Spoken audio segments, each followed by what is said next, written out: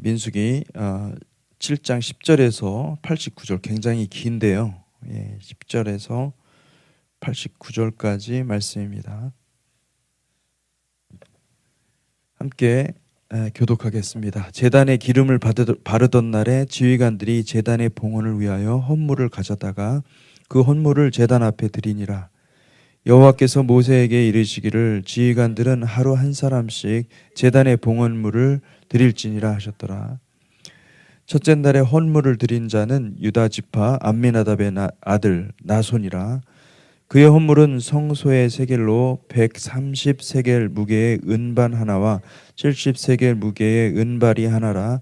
이 두 그릇에는 소재물로 기름 섞은 고운 가루를 채웠고 또 10세겔 무게의 금그릇 하나라. 그곳에는 향을 채웠고 또 번제물로 숫송아지 한 마리와 순양 한 마리와 1년 된 어린 순양 한 마리이며 속제물로 숫염소 한 마리이며 화목제물로 소 2마리와 순양 5마리와 순염소 5마리와 1년 된 어린 순양 5마리라. 이는 암미나답의 아들 나손의 헌물이었더라. 둘째 날에는 이사갈의 지휘관 수알의 아들 느다넬의 헌물을 드렸으니 그가 드린 헌물도 성소의 세겔로 130세겔 무게의 은반 하나와 70세겔 무게의 은발이 하나라. 이 두 그릇에는 소재물로 기름 섞은 고운 가루를 채웠고 또 10세겔 무게의 금그릇 하나라. 그곳에는 향을 채웠고 또 번제물로 숫송아지 한 마리와 순양 한 마리와 1년 된 어린 순양 한 마리이며 속죄제물로 순염소 한 마리이며 화목제물로 소 2마리와 순양 5마리와 순염소 5마리와 1년 된 어린 순양 5마리라. 이는 수알의 아들 느다넬의 헌물이었더라. 셋째 날에는 스불론 자손의 지휘관 헬론의 아들 엘리압이 헌물을 드렸으니 그의 헌물도 성소의 세겔로 130세겔 무게의 은반 하나와 70세겔 무게의 은발이 하나라. 이 두 그릇에는 소재물로 기름 섞은 고운 가루를 채웠고 또 10세겔 무게의 금그릇 하나라. 이것에는 향을 채웠고 또 번제물로 숫송아지 한 마리와 순양 한 마리와 1년 된 어린 순양 한 마리이며 속죄제물로 순염소 한 마리이며 화목제물로 소 2마리와 순양 5마리와 순염소 5마리와 1년 된 어린 순양 5마리라. 이는 헬론의 아들 엘리압의 헌물이었더라. 우리 30절부터는 너무 길어서 우리가 좀 생략하고요. 다음 여러분 이제 개인적으로 읽으시고 84절부터 89절의 결론부입니다. 그쪽으로 이동해서 84절부터 89절을 같이 읽도록 하겠습니다. 84절을 제가 읽겠습니다. 이는 곧 제단에 기름 바르던 날에 이스라엘 지휘관들이 드린 바 제단의 봉헌물이라.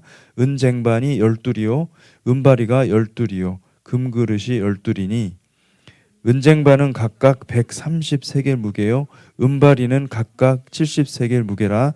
성소의 세겔로 모든 기구의 은이 모두 2400세겔이요 또 향을 채운 금그릇이 12리니 성소의 세겔로 각각 10세겔 무게라. 그 그릇의 금이 모두 120세겔이요 또 번제물로 숫송아지가 12마리요 순양이 12마리요 1년 된 어린 순양이 12마리요 그 소재물이며 속죄제물로 숫염소가 12마리이며 화목제물로 숫소가 24마리요 순양이 60마리요 순염소가 60마리요 1년 된 어린 순양이 60마리라. 이는 제단에 기름 바른 후에 드린 바 제단의 봉헌물이었더라.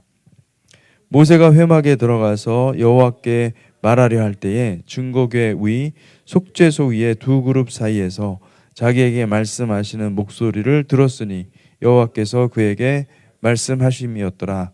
아멘. 다 읽으면 좋은데 너무나 길어가지고 각자 여러분 같이 읽는 것으로 하도록 하겠습니다. 민수기 7장은 이제 모든 성막을 마치고 성막 건축을 마치고 그들이 자원하는 심령으로 하나님 앞에 각 지파별로 유다 지파로부터 시작해서 진영이 순서가 있지 않습니까? 그 순서대로 하루에 그 지파의 그 지도자 대표가 되는 사람이 예물을 드리고 하나님 앞에 예물로 선물로 이 봉헌물로 하나님 앞에 가져오는 모습을 보고 있습니다. 그래서 민수기 7장 전체는 그렇게 구성되어 있고 그리고 민수기 5장 11절부터 31절까지 우리가 사실은 지난주 목요일 날 우리가 살펴보았습니다. 근데 제가 지난주 목요일 날 그 본문을 그날 묵상하고 계속 그 본문이 생각이 나서 계속 묵상을 했는데 묵상하면서 이것저것 찾아봤는데 하나님께서 특별한 메시지를 거기에 숨겨져 있다는 것을 발견했습니다. 그래서 그것을 잠깐 나누고 그리고 민수기 6장 그리고 민수기 7장에서 7장 1절에서 9절까지 본문을 간략하게 제가 요약하고 마치도록 하겠습니다.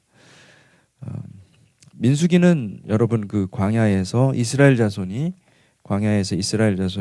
하나님을 모시고 거룩하신 하나님을 모시고 행진하고 그리고 마침내 가나안 전쟁을 통해서 하나님께서 주시는 그 약속의 땅으로 들어간다. 그 내용을 그 과정을 그려주고 있습니다.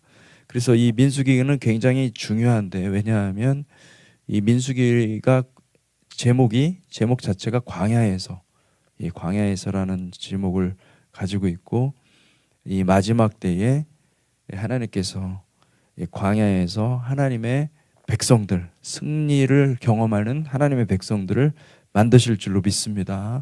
그래서 이 민수기를 우리가 잘 살펴보고 공부를 하면 너무나 귀한 말씀들이 있다는 것을 알 수가 있습니다. 그 민수기는 여러분 계속해서 주제가 거기서 거룩입니다. 거룩. 하나님의 거룩하심에 참여하는 것입니다. 하나님이 거룩하신 분임을 인정하는 것이고 하나님의 거룩하심을 우리가 그 거룩하심에 우리가 동참하는 것이죠. 그래서 그거를 하나씩 세워가는 거예요. 하나님께서 첫째 이스라엘 자손들을 계수했는데 그 지파별로 다 계수를 하지 않습니까? 이 카운팅 한다는 거예요. 다 계수를 하는 것을 하나님이 그의 다시 말하면은 이 마지막 때의 전쟁 용사들을 한 사람 한 사람 선별하시고 택하시고 구별하신다. 우리가 14만 4천 그 하나님의 백성들을 하나님께서 선택하시지 않습니까?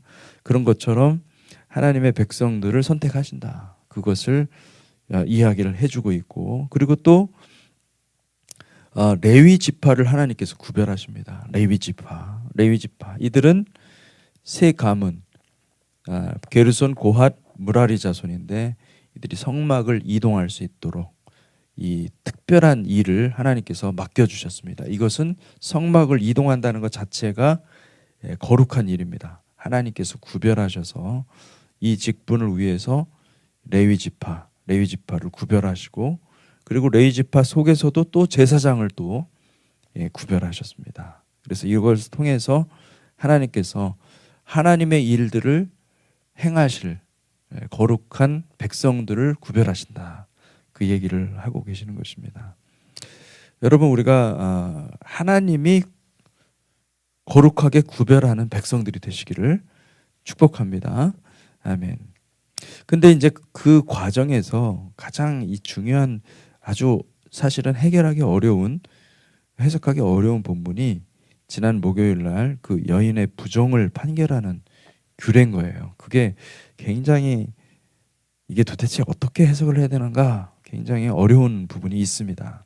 근데 오늘 보니까 말씀을 살펴보다 보니까 이 여인의 부정을 판결하는 규례는 어떤 맥락에서 이해를 할 수가 있는가? 이 여인의 부정을 판결하는 규례는 이스라엘 자손이 거룩하신 여호와 하나님의 임재인 미시칸과 함께 성막과 함께 동행하는 맥락에서 나온 이야기거든요. 그렇다고 한다면은 이게 단순히 여인의 부정을 판결하는 내용이라기보다도 여러분 우리가 기억해야 될 것이 시내산 여호와께서 시내산에 오셔서 이스라엘 자손과 언약을 맺었죠. 이 언약을 맺는 이 과정 출애굽기 24장에 나오죠. 근데 그 언약을 맺어서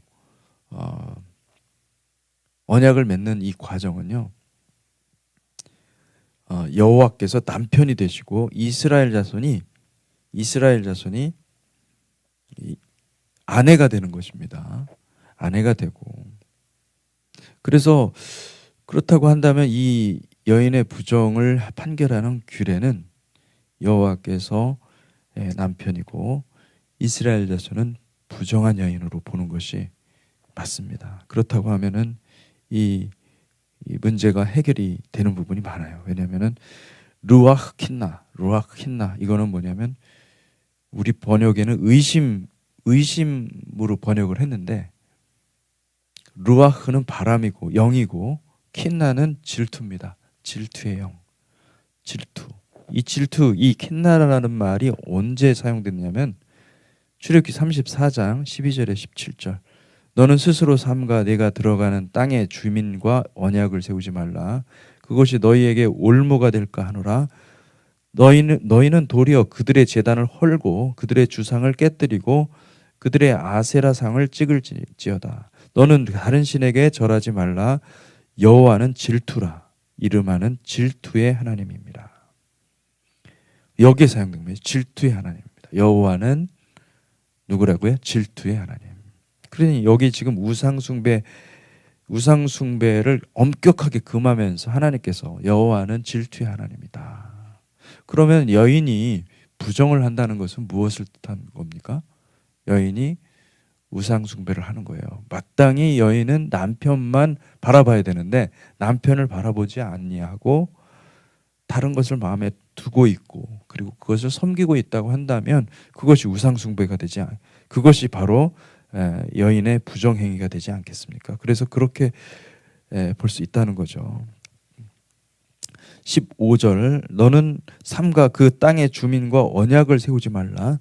이는 그들이 모든 신을 음란하게 섬기며 그들의 신들에게 제물을 드리고 너를 청하면 내가 그 제물을 먹을까 함이며 또 내가 그들의 딸들을 내 아들들의 아내로 삼음으로 그들의 딸들이 그들의 신들을 음란하게 섬기며 내 아들들에게 그들의 신들을 음란하게 섬기게 할까 함이니라. 너는 신상들을 부어 만들지 말지니이다.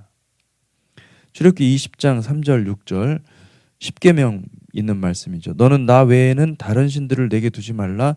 너를 위하여 새긴 우상을 만들지 말고 또 위로 하늘에 있는 것이나 아래로 땅에 있는 것이나 땅 아래 물속에 있는 것에 어떤 형상도 만들지 말며 그것들에게 절하지 말며 그것들을 섬기지 말라. 나 여호와 하나님은 나 내 하나님 여호와는 질투하는 하나님인즉 나를 미워하는 자의 죄를 갚되 아버지로부터 아들에게로 3, 4대까지 이르게 하거니와 나를 사랑하고 내 계명을 지키는 자에게는 1000대까지 은혜를 베푸느니라. 여기도 똑같이 질투하시는 하나님이다. 질투하는 하나님이다. 나오고 있고 그리고 또 민수기 5장 우리가 읽었던 그 부정한 행위, 아내의 부정한 행위에 대한 판결 그 법칙에도 보면은 그 아내가 탈선하여서 소타라는 말을 사용하고 있는데 이 탈선하다라는 것이 무엇이냐면은 정한 길이 있는데 그 길로 가지 않고 어긋나서 다른 길로 가서 이런 뜻입니다. 다른 길로 탈선하여서 그러니까 탈선한다, 부정행위를 한다. 굉장히 아주 이스라엘 자손들에게는 뼈아픈 얘기죠. 그래서 그런 경우에 어떻게 하는가? 하나님께서 질투의 영을 보내신다는 겁니다. 질투의 영이 임한다는 거예요. 그 민수기 5장에 보면 참 신기한 표현이 있습니다. 이 맨 끝에 보면은 맨 마지막에 뭐라고 그러냐면 31절 남편은 무죄할 것이요 여인은 죄가 있으면 당하리라. 이게 이 민수기 5장의 결론이에요. 남편은 무죄할 것이다. 여호와께서. 그러니까 이게 단순히 여러분 그때 고대 이스라엘도 지금도 마찬가지죠. 여자보다도 남자들이 더 문제가 많았습니다. 그런데 억울하지 않습니까? 이렇게 보면 남자들한테 유리한 법이잖아요. 이 내용의 법을 보면 이게 결코 남자 여자의 이야기를 하는 것이 아니라 이것은 바로 이스라엘 자손 전체를 가리켜서 얘기하는 것입니다. 그래서 여호와의 질투의 영이 불지 않도록 하는 것이 가장 좋은 것이고, 여호와의 질투의 영이 불면 그러면 하나님께서 반드시 그 안에 그 내면에 우상 숭배가 있는 자들을 하나님께서 어떻게 하신다는 거예요? 끊어버리신다. 하나님께서 끊어버리신다. 굉장히 무서운 법인데 하나님의 거룩함을 나타내는 법이라고 할 수가 있는 것이죠. 그래서 이 부분을 그렇게 해석하면, 그러면 이 민수기 5장에 있는 이 말씀이 민수기 전체에서 아주 중요한 역할을 하고 있는 것을 볼 수가 있습니다. 그리고 민수기 6장에 보면은 이 나실인의 법을 설명합니다. 나실인, 나질, 이 말은요 굉장히 중요한 말입니다. 이것은 일종의 서약인데 자신을 하나님 앞에 드리는 서약입니다. 자신을 거룩하게 여기는 서약입니다.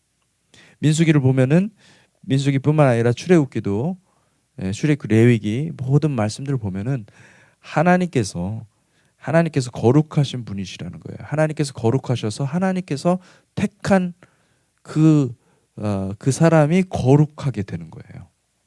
이 거룩은 언제든지 하나님으로부터 출발한 겁니다. 하나님께서 성별하면 그게 거룩한 거예요. 하나님이 제사장 아론을 택했어요. 그럼 거룩한 거예요.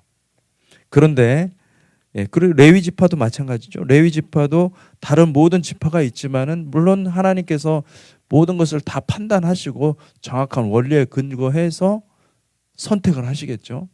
그렇지만은 그 선택의 기원은 언제든지 하나님이었다는 거예요. 그런데 이 나실인은 다릅니다. 하나님이 구별하는 게 아니라 누구든지, 이스라엘 자손 누구든지 자기가 원하여서 내 삶의 일부, 어떤 특정 기간 그거를 드리기를 원하면, 그러면 하나님의 거룩함에 동참할 수 있는 권한이 주어진다는 거예요. 근데 이것이 누구에게도 열려 있다라는 것이 놀라운 것입니다. 그러니까 하나님이 선택해서 구별한 그 사람이 거룩한 게 아니라, 여기서는 이 나실이는 뭐냐면 내가 거룩한 뜻이 있어서, 마음이 하나님이 주신 마음이 있어서 자원하는 마음으로 나 자신을 드리려고 할 때, 그럴 때 나실인의 규례가 필요한 거예요. 나실인의 규례대로 그걸 동참하면서 자신을 거룩하게 드리는 것입니다. 그러면 이 말이 무슨 말이 되냐면은, 거룩은 하나님의 것이었는데, 거룩은 하나님을 나타내는 말이었는데, 이 거룩을 우리 인간의 말로 바꾼다는 거예요. 우리가 그 거룩에 동참할 수 있고, 우리가 그 거룩하게 되는 그 과정을 하나님이 우리에게 그 길을 내주셔서 성화의 길을 내주셨다. 이렇게 이해할 수가 있는 거죠. 여러분, 저는 이게 굉장히 중요한 법칙이라고 생각합니다. 나실인. 그리고 중요한 원리라고 생각합니다.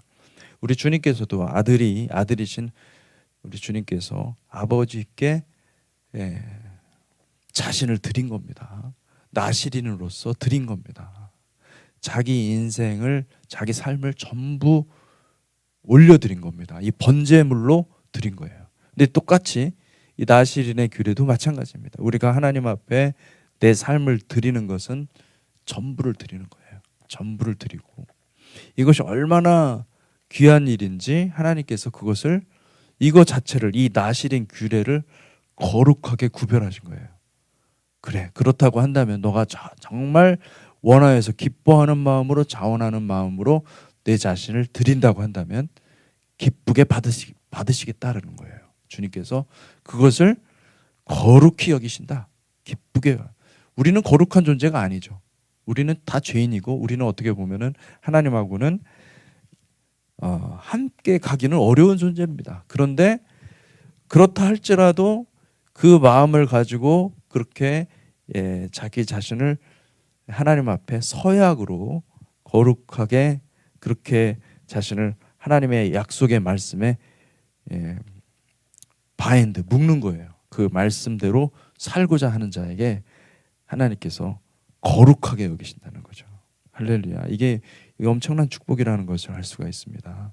그러니까 민수기가 여러분 잘 보시면은 거룩이에요. 주제가 거룩. 여러분 구별하시기를 주님의 이름으로 축복합니다. 이 11조 내는 것도 여러분 어떤 분은 자의적으로 해석을 합니다. 근데 어떤 분들은 거룩으로 해석을 하는 거예요. 나는 11조를 드리고 하나님 앞에 헌물을 드리는 것을 어떻게 생각하느냐? 하나님의 거룩에 동참하는 것으로 생각을 하는 것입니다. 이게 사실은 맞는 거예요. 그게 성경적인 거예요. 하나님의 명령에 내가 순종하는 거예요. 왜냐하면 그때 당시는 11조를 어디에 썼냐면 레위인들, 레위 지파들을 먹여 살리는 데 썼습니다. 그런데 레위 지파에게 뭐라고 그러냐면 하나님은 너희 지파는 나다.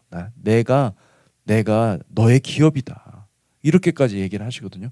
그러면은 레위 지파를 먹여 살리는 것은 곧 하나님을 사랑하는 것이고 하나님의 명령을 준행하는 것입니다.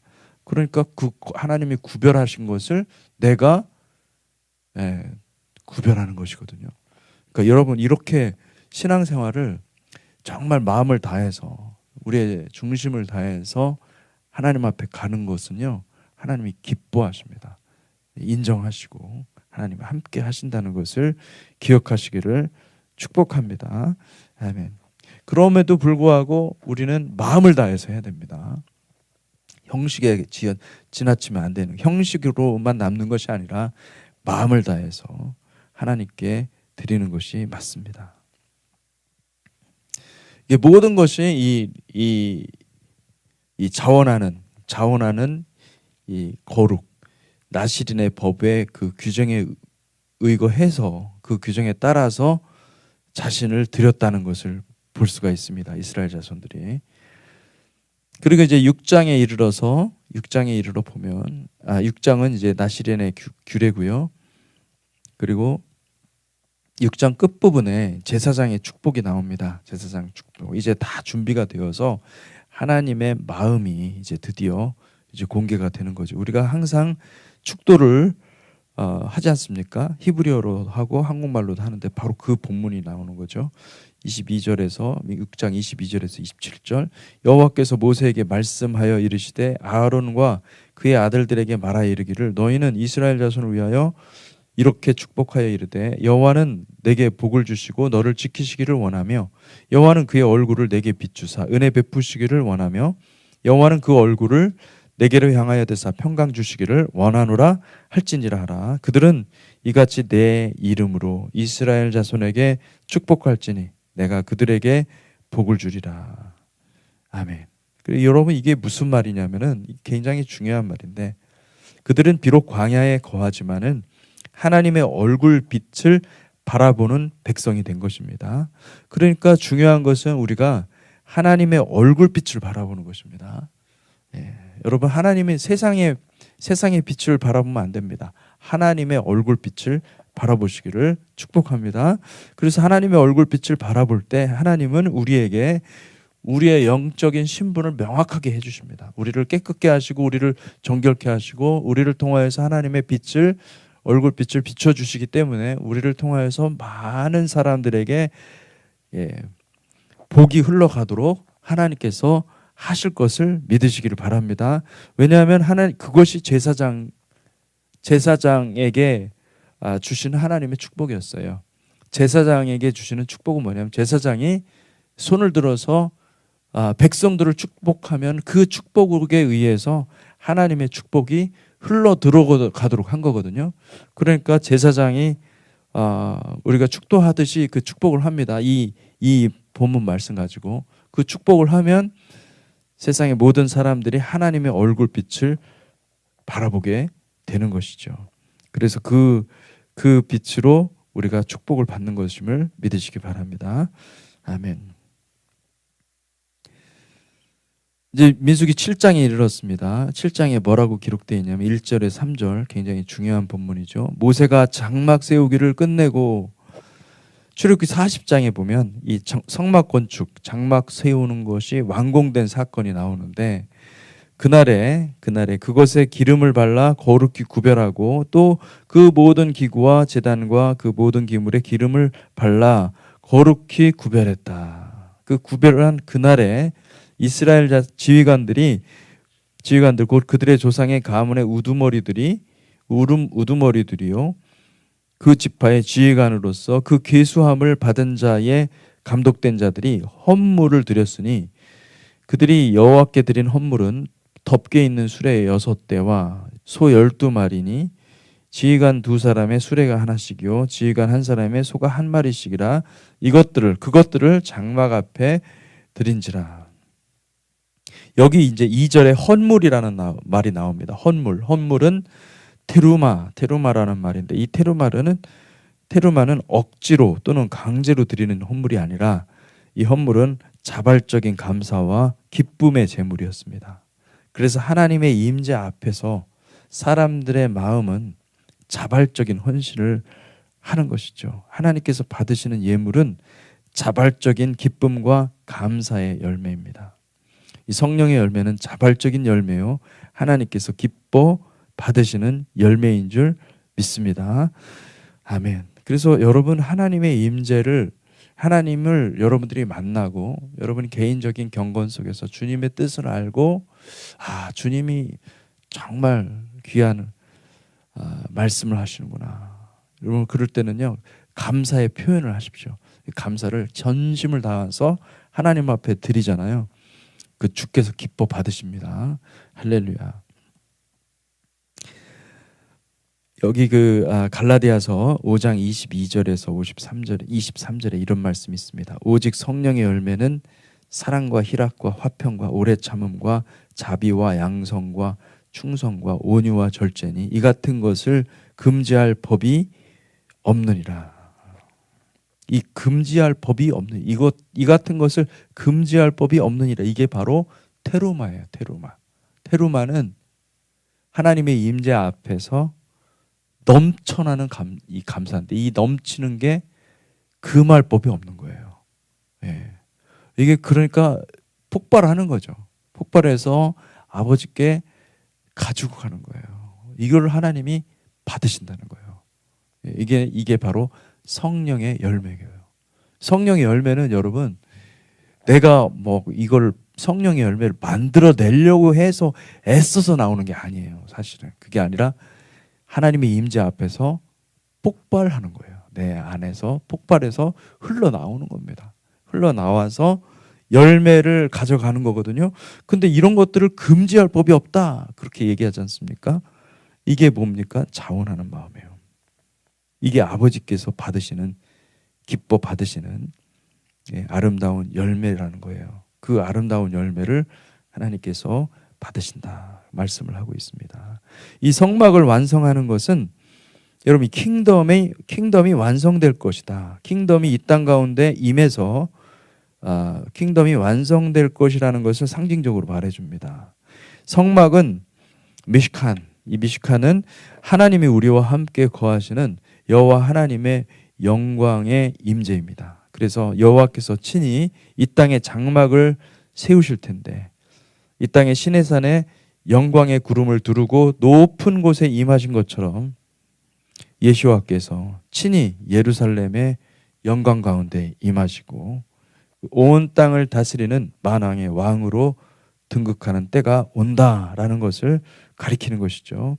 그때에 이스라엘 자손들과 모든 열방은 영광의 주님께 양손에 가득 하나님이 기뻐하시는 열매들을 가지고 나아갑니다. 그런데 이들은 누군가? 이 열매를 가지고 양손에 기뻐하는 하나님이 기뻐하시는 열매들을 가지고 나아가는 그들은 누군가?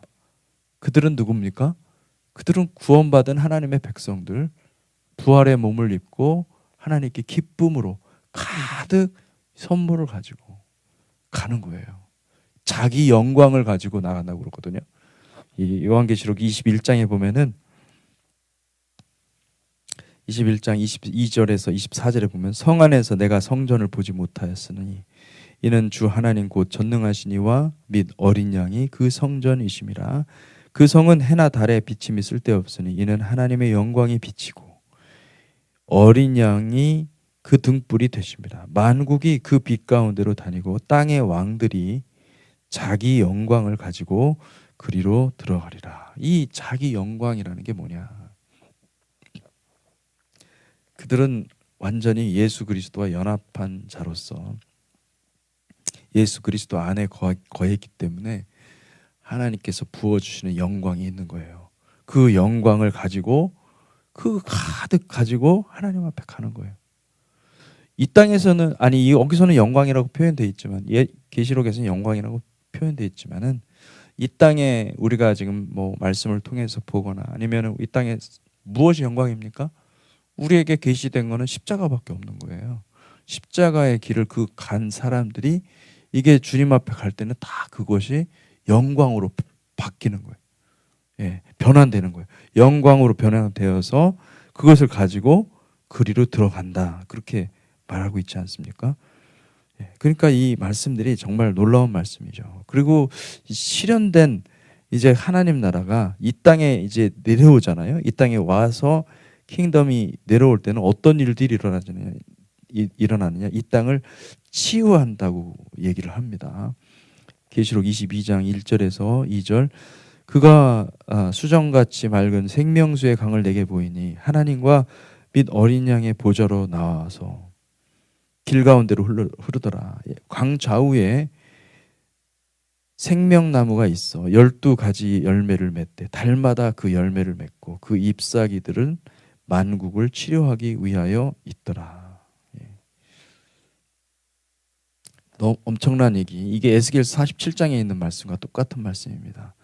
그것이 이루어지는 날이 온다라는 것을 말씀해주고 있습니다. 민수기 5장부터 7장까지 말씀을 마쳤습니다. 같이 기도하겠습니다. 하나님 아버지, 주님께서 이 민수기를 우리에게 주셔서 우리로 하여금 이 마지막 때를 준비할 수 있도록 함께 하시니 감사합니다. 하나님을 사랑하고 전심으로 사랑하는 백성 되게 하시고 우리 자신을 거룩으로 주님 거룩한 삶으로 우리 자신을 드리는 복된 백성들 되게 하여 주시옵소서. 우리가 나시린의 규례를 생각하며 우리 자신을 주님께 온전히 드리는 거룩한 백성으로 삼아 주시옵소서. 감사하며 예수 그리스도 이름으로 기도했습니다. 아멘.